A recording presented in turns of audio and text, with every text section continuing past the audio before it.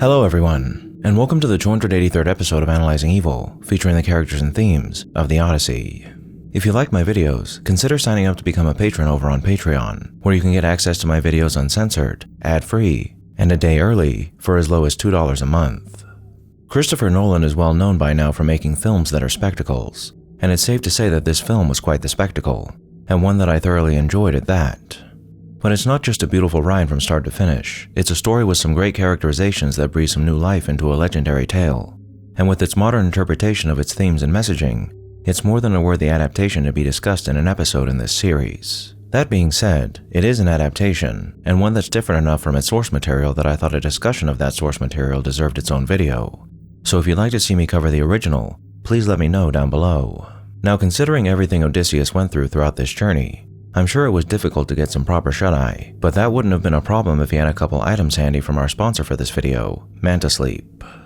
Next to a healthy diet and exercise, sleep is the most important thing we need to ensure both our physical and mental health remains in good shape.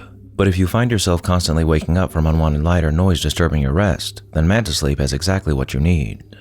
Manta offers 8 different styles of sleep masks that gives all types of sleepers the eye protection needed to make your dreaming hours as peaceful as possible. And all of Manta's masks feature unparalleled adjustability, a premium feel, and pro-nap movement that can soothe your eyes as they protect them if you choose their steam or cool masks, or even your ears with the sound mask and its built-in Bluetooth headphones, which is the one I personally use, and I can't sleep without now that it's improved my quality of sleep exponentially. But if the sound mask isn't for you, then a couple other products Manta offers can easily help keep your ears protected while you sleep. Their white noise machine and earplugs. The white noise machine is this compact little device that features tactile movement, so you can easily adjust between 15 different sounds even while in the dark. And their earplugs are the most comfortable and soundproof I've ever used, and they work hard to block out all those little sounds that keep you awake, but not so much that you can't hear your alarm when it's time to get up, which is nothing short of perfection. With an amazing selection of products in such high quality, Manta is hard to beat, so I encourage you to browse through their website and pick through all the different features of the products they offer to find the one that best suits your needs, or the needs of someone dear to you that could use a little more rest as well. As no matter what your sleeping schedule is, I guarantee anything Manta has to offer is only going to improve your quality of sleep in ways you thought weren't possible. Summer is coming to a close, but there's no shortage of harsh rays and loud sounds that are going to keep you from sleeping as well as you should. So if you're like me and the slightest sound and tiniest pinprick of light disturbs your slumber, head over to mantasleep.com and use the code VIOLET at checkout to get 10% off your order and enhance your sleeping experience today. Thank you, Manta Sleep, for sponsoring this video. Now without further ado, let's begin. There are several characters in this film who act in morally questionable ways, but there's a common theme that binds them all together here. For as far as morality is concerned, the central theme of this version of the Odyssey is war and the many consequences that it brings to the people who wage it, who defend against it, and who are left behind, as there are few things in this world that are more responsible for unleashing massive amounts of evil than war. And the scene where we witness the sacking of Troy in this story is a perfect example of why that is. When we're shown the Greek soldiers washing over the city, we see men rushing to slaughter, violate, burn, and topple everyone and everything in their wake. The clash of steel meeting steel, the crumbling of stones as edifice after edifice is torn down, the roar of flames burning through everything it touches. But most of all, the screams, the fear, the terror as scores of innocents and soldiers alike are cut down with a fervor and bloodlust that had been brewing for 10 long years outside the city's gates. For some of the men who wage this war, who have been conditioned to believe in the righteousness of their swords and the just cause they fight for, the savagery they unleashed upon their foes here is not seen as savagery, but a promise fulfilled, of glory and conquest finally come to pass at long last. Though there are always those soldiers who take such opportunities to live out any savage fantasies they may have, knowing full well that they commit grievous crimes for the sake of their own lust for blood and flesh. Regardless, with each innocent throat cut, each body violated, and each home destroyed, there is no remorse, no guilt, only victory. And while you can't claim the man holding the sword here is blameless, far from it in fact, their evil is one that is sanctioned by those directing this war, and it is not something that they've come to unleash for no reason. The reason here is for the sake of the kingdom of Agamemnon, prosecutor of this war and specter of death clad in abyssal armor, who has come to destroy all he seeks to make his own so he might rebuild it in his image under the pretense of rescue. But Agamemnon is no hero come to save his sister-in-law. He is a power-hungry tyrant who would sacrifice anything, including his own daughter, to expand his power and influence. a king who seeks to return home to bathe in clear waters and anoint himself in oil after reducing the lives and livelihoods of so many others to ash so the trading routes controlled by Troy may be relinquished to him.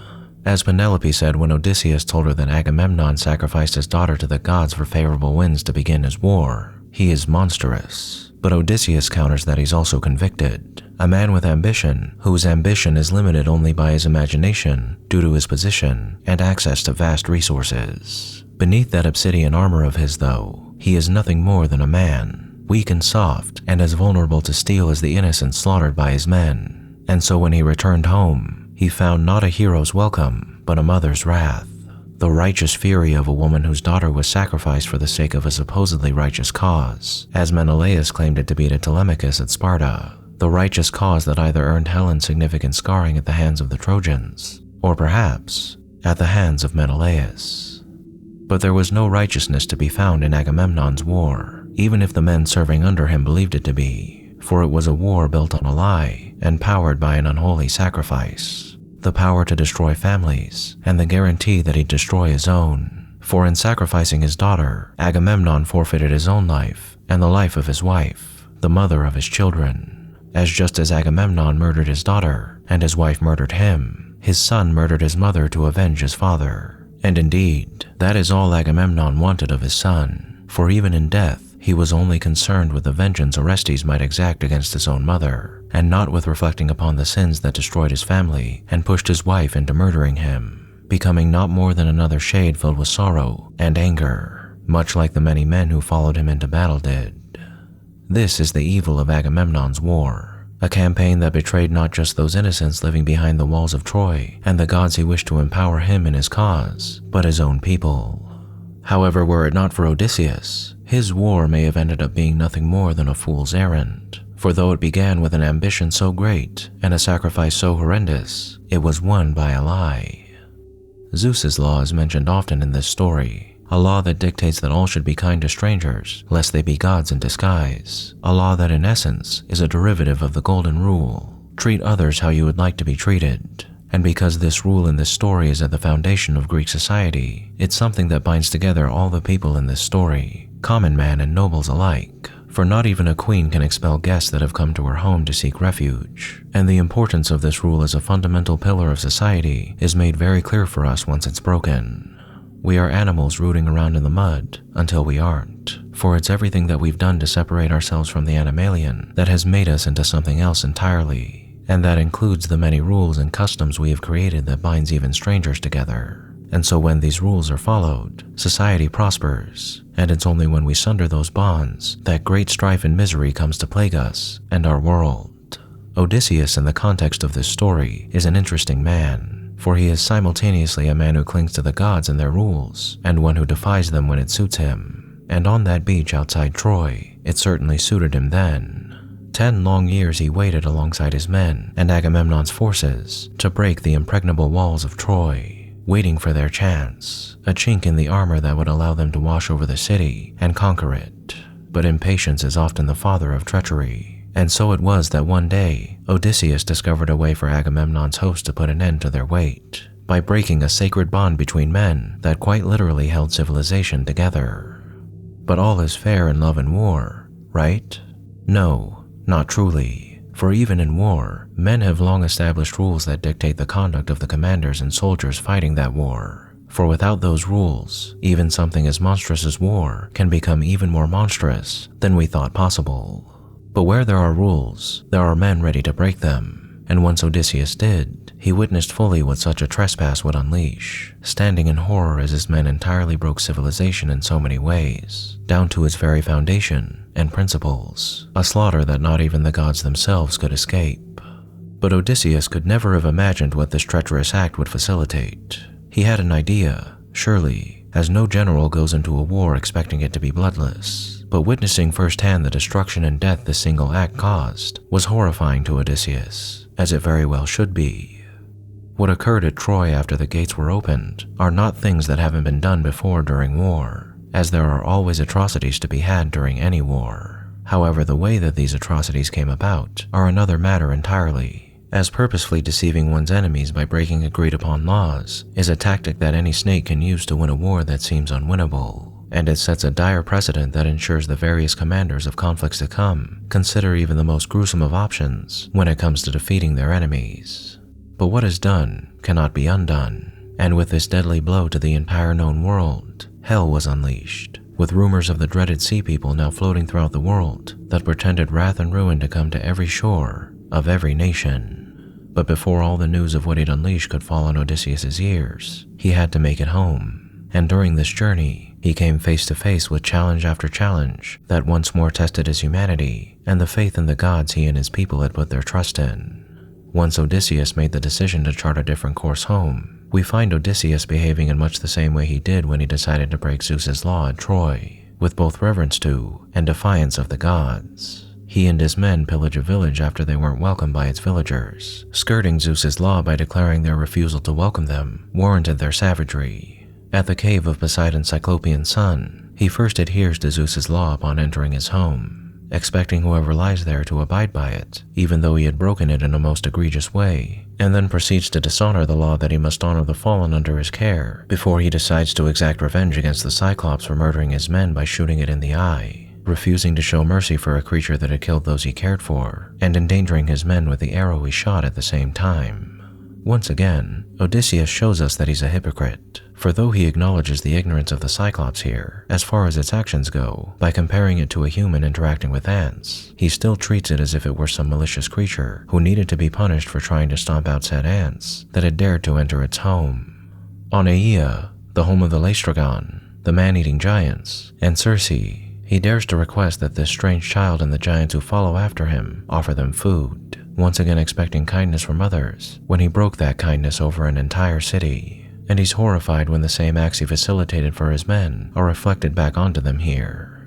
At Circe's home, where this witch reveals the true primal nature of his men as recompense for the terror they've unleashed across the world, once again, Odysseus dares to admonish her for breaking Zeus's law against men who by all rights deserve no hospitality, when they have broken this law in far worse ways than she ever did. But in the end, his defiance of the gods is revealed to be for naught, for though he sought retribution for his crimes through saving his men, the gods had declared no, foreseeing that their lives had been forfeit, and only Odysseus was fated to return home, as these men who were conditioned to become the soldiers they were, and who were allowed freedom to commit all acts of savagery, were doomed to succumb to their natures, to die as a result of their failure to obey the laws of gods and men, and their failure to restrain themselves.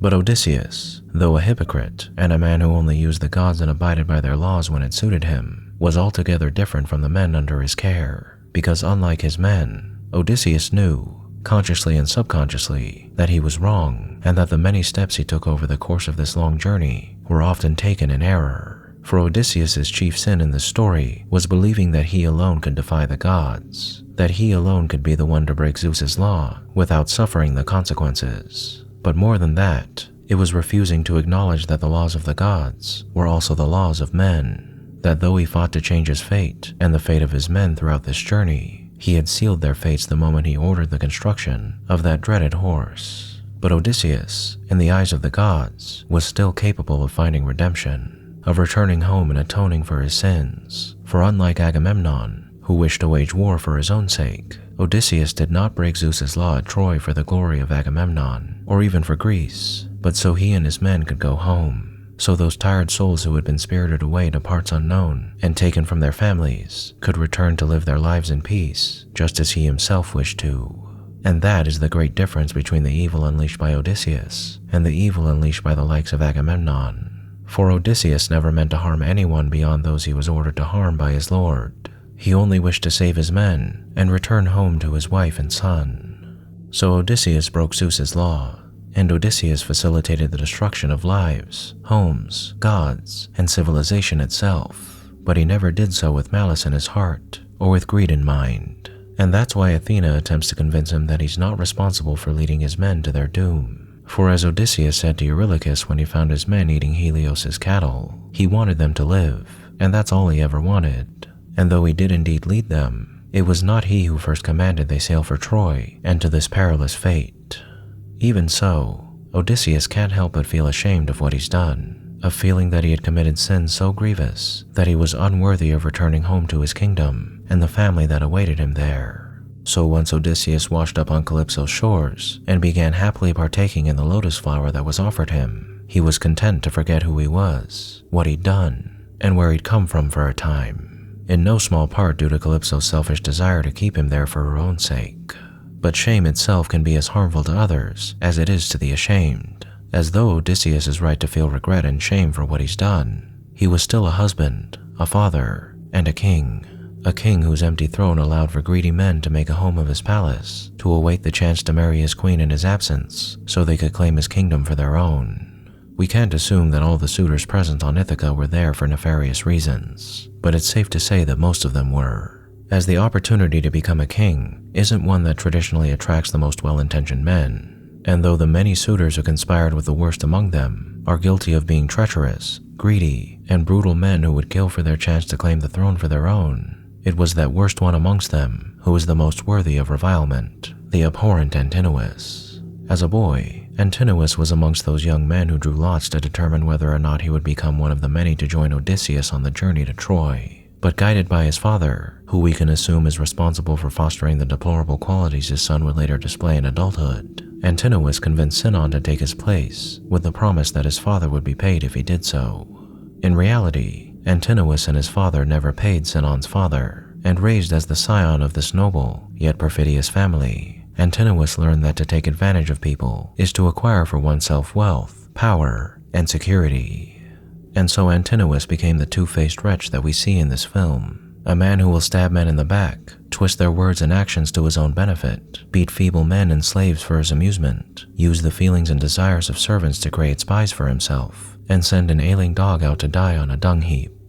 Agamemnon was the ambitious warlord, Odysseus was the reluctant commander, and Antinous was the treacherous and craven upstart who took advantage of what he could at home while better men were away fighting. He's the type of villain who makes your stomach turn as you watch him whisper sweet nothings to a troubled mother and wife, while knowing full well the depth of his depravity. The con man and deceiver who knows nothing but his own desires and how to fulfill them, regardless of who he might harm in the process. A man who is ultimately a coward when it comes time to put his money where his mouth is, and who appropriately dies in a way befitting the worm of a man that he'd become. These are the evils of the Odyssey, and the people who perpetrated them. A man who waged war for the sake of his throne and coin purse, the actions of the men who engaged in the ensuing battles, the mistakes of a well-intentioned man, and the devious machinations of a Cretan who used and abused all around him for his own gain. In the end, all were the products and consequences of war, and the repercussions one faces and brings to not just your loved ones, but the entire world of men once you dare to shatter the often fragile bonds that hold us together. But what is broken can be remade, and in understanding and recognizing our mistakes, the past, while it can never be healed, can be reconciled, allowing us to see the follies of men like Agamemnon, those who served under him, Odysseus, and Antinous, so we might forge a better tomorrow and leave in the distant past the worst kinds of evil. Thank you all for tuning in to this episode of Analyzing Evil, and I hope you've enjoyed. What are your thoughts on the Odyssey? Did I miss anything? Let me know down below and leave a suggestion for a villain you'd like to see featured while you're at it. If you like this video, hit that thumbs up button and make sure to subscribe if you haven't already. A big thank you to all of my subscribers, my patrons, anyone who's decided to honor me with a super thank, and especially our Dark Lord patrons, Elijah Kai VA, Mr. Awesome, Louis Dockstater, Just Keeping It Real, Lachlan, Atris Rain, Seltsopa, Him Downstairs, Oh God Why, Beep Boop, Lorenzo Antonino, Eli Livingston, Moondog, and Roberto Hernandez, and a most vile thank you to those whose names you're seeing on screen now.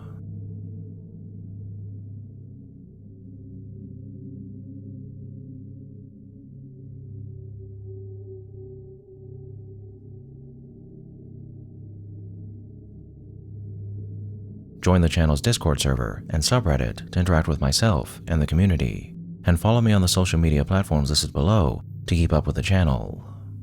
As always, thanks for watching, and I'll be seeing you soon.